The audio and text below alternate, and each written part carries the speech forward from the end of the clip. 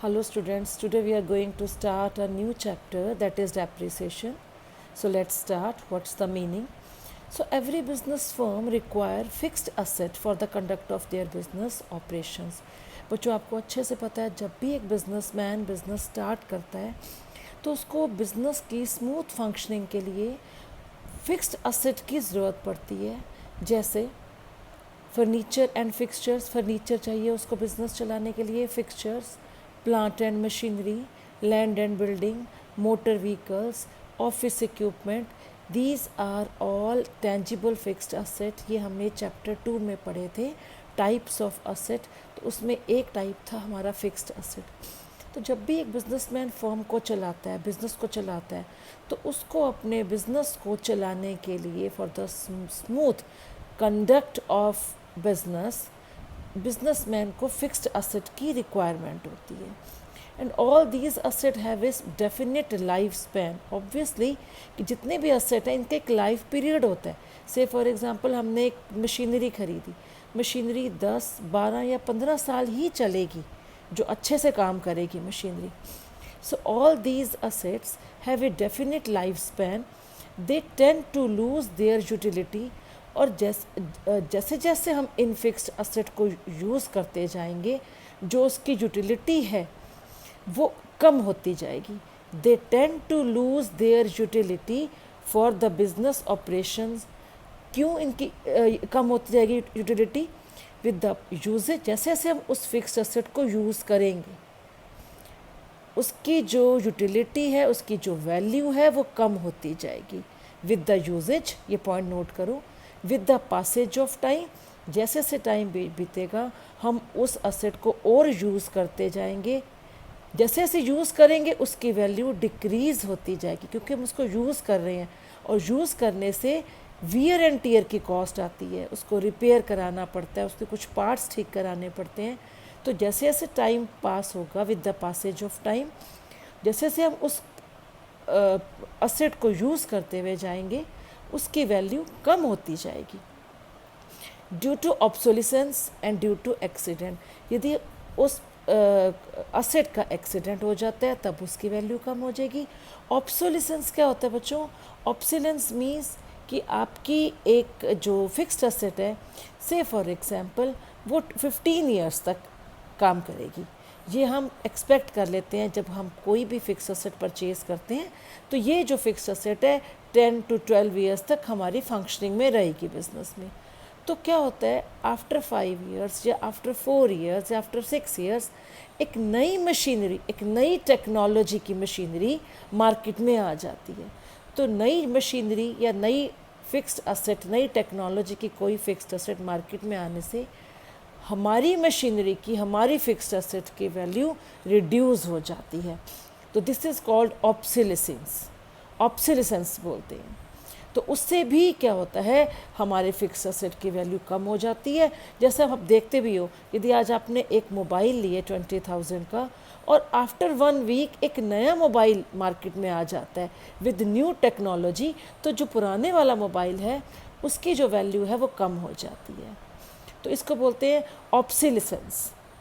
Thus decline in the quality and value of fixed asset is known as depreciation। तो fixed asset की value में और quality में जब डिक्लाइन आता है, जब रिडक्शन, जब कम होती है वैल्यू एक फिक्स्ड असेट की, उसको हम क्या बोलते हैं? डेप्रिसिएशन। तो डेप्रिसिएशन मीन्स जितने अमाउंट से, जितने वैल्यू से एक फिक्स्ड असेट की वैल्यू कम हो रही है, दैट इज़ कॉल्ड डेप्रिसिएशन। और एक और चीज़ है और ध्यान में रखते हैं डेप्रिसिएशन से related, the cost of fixed asset should be allocated over it's useful life span.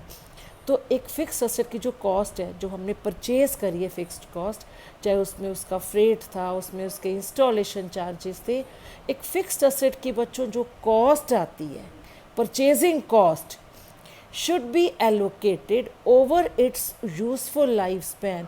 और से फॉर एग्जांपल उसका लाइफ स्पैन है 15 साल और एक फिक्स्ड असेट हमने ली है 80,000 की, और वो 80,000 की जो फिक्स्ड कॉस्ट है, सारी कॉस्ट ऐड करके वो जो कॉस्ट है हमारी फिक्स्ड असेट है वो हमारी 15 ईयर्स तक से फॉर एग्जांपल चलेगा वो फिक्स्ड असेट। तो जो जो कॉस्ट है हम क्या करते हैं, उस कॉस्ट को डिवाइड कर देते हैं किसके साथ, जितने भी उसके एक्सपेक्टेड लाइफ पीरियड है।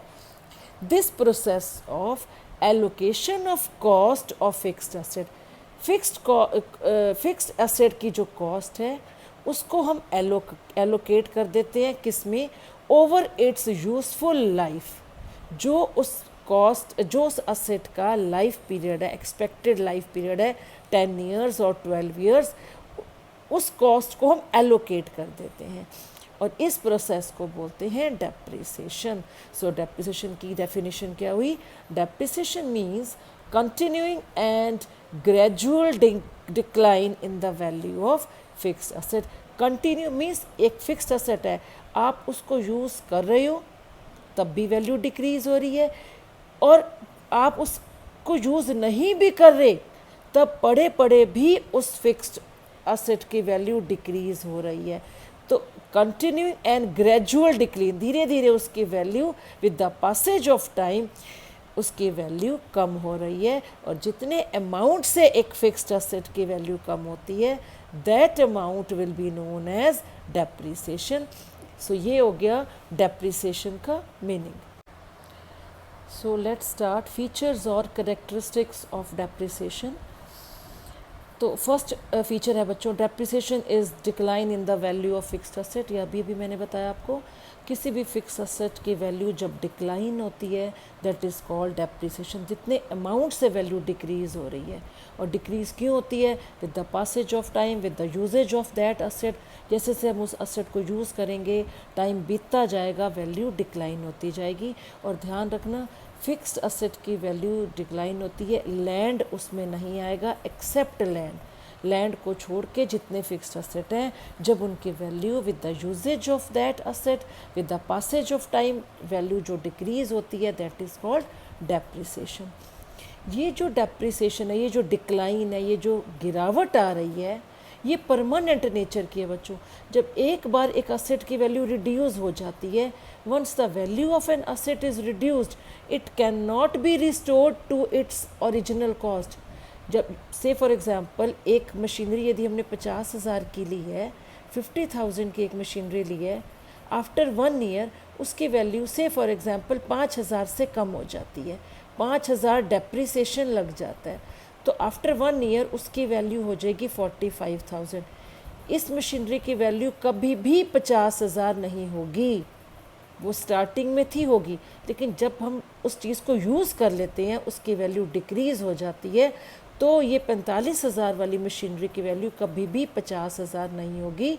मीन्स डेप्रिशिएटेड असेट है, उसकी वैल्यू कभी भी ओरिजिनल कॉस्ट पर नहीं आएगी। ये परमानेंट नेचर का जो रिड्यूस होता है फॉल है। Once the value of asset is reduced it can not be restored to its original cost. Third है, depreciation is a gradual and continuing process. ये ग्रेजुअल, धीरे धीरे वैल्यू डिक्रीज़ होती है और कंटिन्यूटी में डिक्रीज़ हो रही है। कंटिन्यूटी में मीन्स यदि हमने यूज़ नहीं भी करा वो असेट और हमारे पास जस्ट पड़ा हुआ है, तब भी उसकी वैल्यू डिक्रीज़ हो रही है। ग्रेजुअल, धीरे धीरे, एंड कंटिन्यूइंग प्रोसेस है, ये वैल्यू डिक्रीज़ हो रही है because value of asset will decline either by there constant use. यदि आप उस चीज़ को यूज़ कर रहे हैं तब तो असेट की वैल्यू डिक्रीज़ हो ही रही है, और बाय ऑब्सोलिसेंस और due to expiry of time. Obsolescence मैंने बताया था, मार्केट में यदि हम जो मशीन यूज़ कर रहे हैं उससे अच्छी टेक्नोलॉजी की यदि कोई मशीन, कोई असेट आ जाती है, तो एक नई टेक्नोलॉजी की मशीन मार्केट में आने से हमारी अपनी मशीनरी की वैल्यू डिक्रीज़ हो जाती है। तो ये क्या है, ग्रेजुअल एंड कंटिन्यूइंग प्रोसेस है। फोर्थ पॉइंट देखो, depreciation is not the process of valuation of asset. Depreciation से हम असेट की वैल्यूएशन नहीं कर रहे कि असेट की वैल्यू क्या है, but it is the process of allocation of cost of an asset to its effective span of life. ये हमने मीनिंग में करा है, एक बार दोबारा बताती हूँ। ये बच्चों क्या है, process of allocation of cost of an asset. एक असेट की जो कॉस्ट है उसको हम एलोकेट करते हैं, डिवाइड करते हैं, किसमें, जितना भी उस मशीनरी का, उस असेट का लाइफ स्पैन है, उसका टाइम 15 साल है, 16 साल है या 14 साल है, जो कॉस्ट है उस कॉस्ट को हम एलोकेट कर देते हैं उसके जितने भी इफ़ेक्टिव स्पैन ऑफ लाइफ है, 10 साल मशीनरी ने काम करना है या 15 साल करना है, तो जो वो स्पैन है आफ्टर 15 ईयर्स, से फॉर एग्जांपल कि 15 साल वो मशीनरी काम करेगी, आफ्टर दैट स्पैन उस मशीनरी की कॉस्ट क्या रह जाएगी। तो ये क्या है, depreciation is not the process of valuation of asset. Depreciation जो है, हम किसी असेट की वैल्यू नहीं निकाल रहे, वैल्यूएशन नहीं कर रहे, बट क्या है, it is a process of allocation of cost of an asset. एक असेट की जो कॉस्ट आती है उसको एलोकेट करते हैं किस में, to its effective span of life. और डेप्रिसिएशन से क्या है, डेप्रिसिएशन ऑलवेज असेट की बुक वैल्यू को डाउन करता है, डिक्रीज करता है, मार्केट वैल्यू डिक्रीज नहीं होती, याद रखना बच्चों। ये the term depreciation is used, ये जो अभी मैंने स्टार्टिंग में बताया है, डेप्रिसिएशन जो है ऑलवेज टेंजिबल फिक्स्ड असेट पे लगता है, वो असेट जिनको आप टच कर सको। Depreciation is used only in respect of tangible fixed asset. The term is not used for wasting asset. जैसे माइंस हैं, ऑयल वेल्स हैं, इनके लिए ये वर्ड यूज़ नहीं होता depreciation. Depreciation word only used for tangible fixed asset. बच्चों याद रखना, जो डेप्रिसिएशन वर्ड है, डेप्रिसिएशन ये सिर्फ टेंजिबल फिक्स्ड एसेट के लिए लगता है। ये जो वेस्टिंग असेट हमने चैप्टर 2 में करे थे, टाइप्स ऑफ असेट है, ये वेस्टिंग असेट हैं, माइंस हैं, ऑयल वेल्स है, जब हम एक्सट्रैक्ट करते हैं ऑयल, तो ये जो वेस्टिंग असेट हैं, तो वेस्टिंग असेट के लिए हम डेप्रिसिएशन वर्ड यूज़ नहीं करेंगे। 7th फीचर है जो डेप्रिसिएशन है, it is a non cash expense. ठीक है, एक वैल्यू डिक्रीज़ हो रही है, असेट की वैल्यू डिक्रीज़ हो रही है, लेकिन कैश आउटफ्लो नहीं हो रहा, कैश जितना था वही का वही फर्म के अंदर पड़ा है, कैश फर्म से बाहर नहीं जा रहा, एक असेट की वैल्यू डिक्रीज़ हो गई है। कैश जो कैश की फॉर्म है, कैश में हमारा जो आउटफ्लो नहीं हो रहा, only it decreases the value of asset. Cash जितना भी फॉर्म में पड़ा है बच्चों, वो पड़ा ही हुआ है, असेट की वैल्यू डिक्रीज हो रही है। तो ये अभी हमने करे features of depreciation. So what are the causes of depreciation? तो फर्स्ट कॉज है by constant use. Due to constant use of fixed asset in business operations, wear and tear arises in them. तो जब हम किसी भी fixed asset को continuity constant use करते हैं तो उसकी वियर एंड टीयर कॉस्ट आती है, जिसकी वजह से उस फिक्स्ड असेट की वैल्यू क्या हो जाती है, डिक्रीज़ हो जाती है। जब आप किसी भी फिक्स्ड असेट को कॉन्स्टेंटली यूज़ करोगे, कंटिन्यूटी में यूज़ करोगे, तो उसकी वैल्यू डिक्रीज़ होगी। तो सेकंड कॉज है डेप्रिसिएशन का, बाय ऑब्सिलेंस। ऑब्सिलेंस में क्या है, quite often due to new inventions and improved techniques the old assets become obsolete. कई बार क्या होता है बच्चों, हमारी असेट, हमारी जो फिक्स्ड असेट है फॉर्म में चल रही है, यूज़ हो रही है, और मार्केट में एक नई इम्प्रूव टेक्नोलॉजी की मशीन जब आती है, तो पुरानी जो मशीन है बेशक वो काम कर रही है, लेकिन नई इम्प्रूव्ड मशीन के मार्केट में आने से जो पुरानी मशीन है उसकी वैल्यू डिक्रीज़ हो जाती है, जिसको हम डेप्रिसिएशन कहते हैं। थर्ड कॉज है बाय एक्सीडेंट।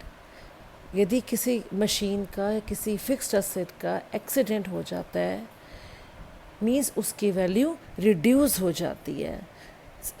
से for example a machine may be destroyed due to fire, earthquake, flood etcetera, और a vehicle may be damage due to accident. तो यदि किसी व्हीकल का एक्सीडेंट हो जाता है या कोई मशीन जो है आग लग जाती है, तो इस तरह से उस मशीन की जो या उस फिक्स्ड असेट की वैल्यू है डिक्रीज़ हो जाती है। By the expiry of time, यहाँ पे देखो ये पॉइंट इम्पॉर्टेंट है, हमारी फर्म में कुछ असेट्स ऐसे हैं जिनकी एक लिमिटेड एक पर्टिकुलर टाइम है कि इस टाइम के बाद उसकी वैल्यू ख़त्म हो जाएगी. There are certain assets which have a definite span of life, say for example 10 years, 12 years or 15 years, such as lease. For example, एक लीज़ हमें मिली है, lease has been obtained for 20 years for rupees 5 lakh. Suppose करो किसी machine की हमें एक lease मिली है 5 लाख रुपीज़ की 20 ईयर्स के लिए. So it means it will lose 1/20th part.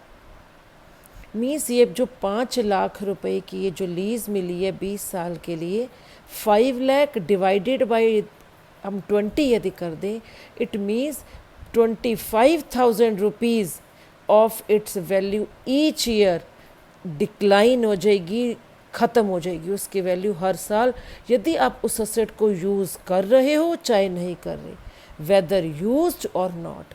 दोबारा देखो, ये एक कुछ असेट्स ऐसे होते हैं बच्चों फर्म में जिसका एक particular span of life, particular एक पीरियड होता है कि within this period this particular machine will work.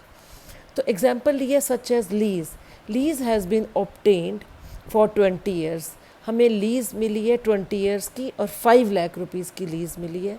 It means it will lose 1/20th, that is 25,000. 5 lakh divided by 20, 25,000 rupees will lose every year. 25,000 रुपये से उसकी वैल्यू हर साल ख़त्म होती जाएगी यदि आप उस असेट को यूज़ कर रहे हो चाहे नहीं कर रहे. हमने तो लीज़ पे ले ली, एक lease means kind of rent. हमने तो लीज़ पे ले लिया, हम उस चीज़ को यूज़ करें या ना करें, 20 साल के लिए हमने उस चीज़ को लिया लीज़ पे या रेंट पे आप कह लो. इट मीन्स 25,000 हर साल उस असेट की वैल्यू डिक्रीज़ हो रही है, आप उसको यूज़ कर रहे हो चाहे नहीं कर रहे. Bye depletion. अब डिप्लीशन क्या है? Depletion is the decrease in the value of wasting asset. बच्चों हमने सेकेंड चैप्टर किया था, उसमें टाइप्स ऑफ असेट्स किए थे, उसमें एक था वेस्टिंग असेट. तो वेस्टिंग असेट जैसे माइंस हैं, ऑयल वेल्स हैं. तो डिप्लीशन से क्या होता है? Depletion is the decrease in the value of wasting asset. Wasting asset जो होते हैं उनकी वैल्यू डिक्रीज़ होती है due to such as mines, oil wells, due to their constant working. क्योंकि यदि आप ऑयल वेल्स हैं, माइंस हैं, ऑयल वेल्स में से ऑयल डिस्ट्रैक्ट कर निकालते रहोगे तो वो ख़त्म हो जाता है अंदर का जो उसका जो ऑयल है. तो वेस्टिंग असेट जो हैं, ऑयल वेल्स हैं, माइंस हैं, जब हम इनको कंटिन्यूटी में यूज़ करते रहेंगे, कॉन्स्टेंटली यूज़ करते रहेंगे तो इनकी वैल्यू भी डिक्रीज़ हो जाती है. 6th है चेंजेस इन इकोनॉमिक एनवायरनमेंट. यदि हमारे इकोनॉमिक एनवायरनमेंट में कुछ चेंज आता है, से फॉर एग्जांपल कई बार क्या होता है हमारे प्रोडक्ट जो मार्केट में आ रहा है उसकी वैल्यू कम हो जाती है.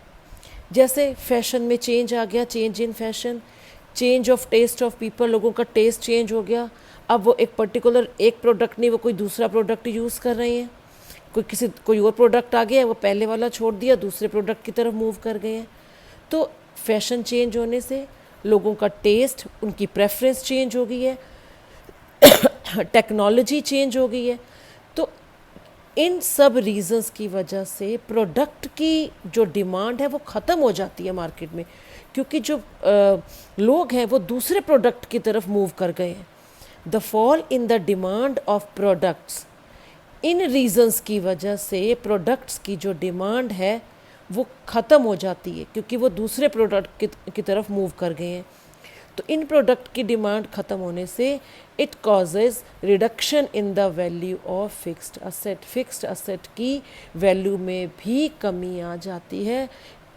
लास्ट है continuous decline in the market price of asset. Continuous decline in the market price of asset. Though the fluctuations in the market value of assets are not recorded. बच्चों क्या है, जो फिक्स्ड असेट की value में fluctuations होती हैं, उतार चढ़ाव होते हैं, the fluctuations in the market value of fixed asset are not recorded because such assets are not meant for resale. क्या होता है, जो असेट्स हैं जब उनकी प्राइस में फ्लक्चुएशंस आती हैं तो उनकी जो मार्केट वैल्यू है बच्चों, मार्केट वैल्यू ऑफ असेट्स, वो रिकॉर्ड नहीं होती बुक्स में, अकाउंटिंग बुक्स में। क्यों? क्योंकि अब वो जो असेट्स हैं वो रीसेल के लिए नहीं हैं, उनकी value fluctuate because such assets are not meant for resale. Sometimes the fall in the value of certain fixed asset is treated as depreciation। तो कई बार फिर हम क्या करते हैं, जो उन assets की वैल्यू में फॉल आता है उसको हम depreciation का नाम देते हैं। The fall in the value of certain fixed asset is treated as depreciation such as investment को लो बच्चे, ये एक एग्जांपल आपके सामने, इन्वेस्टमेंट। इन्वेस्टमेंट की वैल्यू कभी राइज होती है कभी फॉल है, ये इसका बेस्ट एग्जांपल है इस पॉइंट का। इन्वेस्टमेंट की वैल्यू फ्लक्चुएट होने से कभी राइज कर रही है कभी फॉल कर रही है। और से फॉर एग्जांपल यदि इन्वेस्टमेंट की वैल्यू फॉल करती है तो उसको हम डेप्रीसिएशन का नाम देते हैं कि डेप्रीसिएशन की जो इन्वेस्टमेंट की जो मार्केट प्राइस है, जो एक्चुअली हमने लगाया था, से फॉर एग्जांपल 5 लाख, आज उसी इन्वेस्टमेंट की वैल्यू 4 लाख होगी, तो 1 लाख जो इसकी वैल्यू रिड्यूस हुई है that is called depreciation. So sometimes fall in the value of certain fixed assets is treated as depreciation such as permanent fall in the value of investment. यदि investment की value permanent fall कर गई है तो उसको हम कहेंगे कि जितने से वैल्यू फॉल करी है दैट इज़ कॉल्ड डेप्रीसिएशन। तो ये था हमारा कॉजेज ऑफ डेप्रीसिएशन। अब एक बड़ा इंपॉर्टेंट पॉइंट आ रहा है, factors determining the amount of depreciation. जो डेप्रीसिएशन की वैल्यू है कि फिक्स्ड असेट की वैल्यू कितनी फॉल हुई है, कितने अमाउंट से कम हुई है, तो वो हम साल के एंड में 31 मार्च को हर बिजनेसमैन ये चेक करता है कि फिक्स असेट की वैल्यू कितने अमाउंट से डिक्रीज़ हुई है, तो उस अमाउंट को हमने निकालना है। तो इसके लिए हमें क्या क्या पॉइंट कंसीडर करने हैं, factors determining the amount of depreciation. तो क्या क्या चीज़ हमें मालूम होनी चाहिए। फर्स्ट देखो, total cost of an asset. एक जो असेट की, एक फिक्स असेट की कॉस्ट क्या है, तो उस कॉस्ट में क्या क्या चीज़ें इंक्लूड होती हैं, कितने अमाउंट में हमने उस असेट को, उस फिक्स असेट को परचेज़ करा है वो, प्लस उसको परचेज़ करने के बाद जो कैरेज है, किराया है, फ्रेट है, प्लस उसकी installation cost, plus transit insurance. जो हम ट्रांजिट इंश्योरेंस लेते हैं कि यदि एक प्रोडक्ट रास्ते में आ रहा है तो उस प्रोडक्ट की सेफ्टी के लिए हम ट्रांजिट इंश्योरेंस करवाते हैं, तो वो भी हमारा एक्सपेंस है। इंस्टॉलेशन कॉस्ट भी, एक प्रोडक्ट को जब एक फिक्स एसेट को आप लेते हो तो उसको इंस्टॉल करने के लिए भी खर्चा आता है, तो इंस्टॉलेशन कॉस्ट, उसकी फ्रेट, तो ये सब एक्सपेंसेस मिला के एक असेट की टोटल परचेज़ कॉस्ट निकलती कि ये टोटल जो फिक्स असेट है हमने इतने में परचेज़ करा है, ये है कॉस्ट ऑफ असेट। उसके बाद estimation of useful life of the asset. अब एस्टिमेशन लगा रहे हैं बच्चों, क्या है, जब भी हम कोई फिक्स्ड असेट परचेज़ करते हैं तो उसकी एक एस्टिमेटेड लाइफ स्टार्टिंग में ही, बिगिनिंग जिस वक्त हम परचेज़ करते हैं उसी वक्त एक एस्टिमेशन है, कंफर्म्ड नहीं होता, उसकी एस्टिमेटेड लाइफ हम पहले से ही कंसीडर कर लेते हैं। से फॉर एग्जांपल एक मशीन है, वो 25 ईयर्स हमने उसकी एस्टिमेटेड लाइफ कंसीडर कर ली at the time of purchase. ध्यान से सुनो, at the time of purchase beginning में हमने उसकी जो एस्टिमेटेड लाइफ है कि ये जो मशीनरी है हमारी 25 ईयर्स वर्क करेगी, ये हमने एस्टिमेट लगाया। हुआ क्या, after 15 years the machinery became obsolete. Obsolete means एक नई मशीन आ गई मार्केट में, इम्प्रूव टेक्नोलॉजी की, और हमारी मशीन क्या होगी, ऑब्सोलीट होगी, आउट ऑफ ट्रेंड हो गई। तो इससे क्या होगा, जो हमारी मशीन की हमने एस्टिमेटेड लाइफ यूज़फुल लाइफ हमने कंसीडर की थी वो अब कितनी हो जाएगी 15 ईयर्स। नई मशीनरी के आने की वजह से हमारी अपनी मशीन की जो एस्टिमेटेड लाइफ है, जो यूज़फुल लाइफ है, वो क्या कंसीडर होगी 15 ईयर्स। नेक्स्ट है estimation of scrap value of an asset. बच्चों स्क्रैप वैल्यू क्या होता है? जो आप एस्टिमेटेड लाइफ बिगनिंग में हम कंसीडर करते हैं, उस एस्टिमेटेड लाइफ के बाद हमारी उस असेट की वैल्यू जो रह जाती है, that is called scrap value. It is the estimated cell value of the asset at the end of useful life. से फॉर एग्जांपल 15 साल यदि एस्टिमेटेड लाइफ है एक असेट की, 15 साल वो असेट काम करेगी, तो 15 साल के बाद यदि हम उस असेट को बेचते हैं और वो जो वैल्यू है sale value after 15 years, after useful life of an asset, उस असेट की जो यूज़फुल लाइफ के बाद वो असेट जितने में बिकता है, that is called scrap value. Scrap value को हम रेजिडुअल वैल्यू या ब्रेकअप वैल्यू भी बोलते हैं। अब इसका एक एग्जांपल लो। से फॉर एग्जांपल मशीनरी हमने परचेज़ करी है 60,000 की, उसके ऊपर फ्रेट किराया लग गया, कैरेज है 4000, उसके इंस्टॉलेशन एक्सपेंसेस हमने वेजेस दिए हैं, वो है 1000 इंस्टॉलेशन एक्सपेंसेस। और इस मशीनरी को, अब इस मशीनरी की एक्चुअल कॉस्ट क्या होगी? टोटल कॉस्ट 65,000 टोटल मिला के। और इसकी हमने जो एस्टिमेटेड लाइफ है वो 10 ईयर्स का एस्टिमेटेड लाइफ, एस्टिमेशन है कि 10 साल ये मशीनरी काम करेगी। And after 10 years it's scrap value, it's residual value, it's breakup value, जो मर्जी कह लो। तो 10 साल के बाद एस्टिमेटेड लाइफ पूरी होने के बाद जो इसकी स्क्रैप वैल्यू है, मतलब ये 65,000 वाली मशीन 8,000 में सेल हो जाएगी। Scrap value means estimated life के बाद वो असेट जितने में सेल होती है वो स्क्रैप वैल्यू कहलाती है। तो अब हमने एनुअल डेप्रिसिएशन निकालना है कि 10 साल वो चल रही है, यानी कि एक साल कितने अमाउंट से वैल्यू डिक्रीज होती है। तो ये इसका फॉर्मूला है एनुअल डेप्रिसिएशन निकालने का, cost of an asset minus scrap value upon estimated life. Mean 65,000 की कॉस्ट है total, scrap value 8,000 upon 10 estimated life. It means 10 साल ये मशीन काम करी है फर्म के अंदर, यानी कि हर साल 5700 से वैल्यू रिड्यूस हो रही है। 65 की ली थी, एक साल के बाद 5700 से रिड्यूस होगी वैल्यू, अगले साल फिर 57, यानी कि 10 साल वो काम करती रहेगी और 5700 से हर साल वैल्यू डिक्रीज हो रही है। तो ये एनुअल डेप्रिसिएशन है, हर साल का, हर साल इतने रुपए से वैल्यू कम हो रही है और 10 साल के बाद उसकी वैल्यू इतनी रहेगी, यानी कि इतने रुपीज़ में 10 साल के बाद हम उस असेट को रीसेल कर सकते हैं। तो बच्चों हमने क्या क्या करा? हमने मीनिंग करा, हमने डेप्रिसिएशन का मीनिंग, हमने करा है फीचर्स, उसके बाद हमने करा है causes and factors determining the amount of depreciation. तो ये थ्योरी पार्ट बहुत ही इंपॉर्टेंट है, इसको पढ़ो। नेक्स्ट वीडियो में हम इसके एग्जाम्पल करेंगे।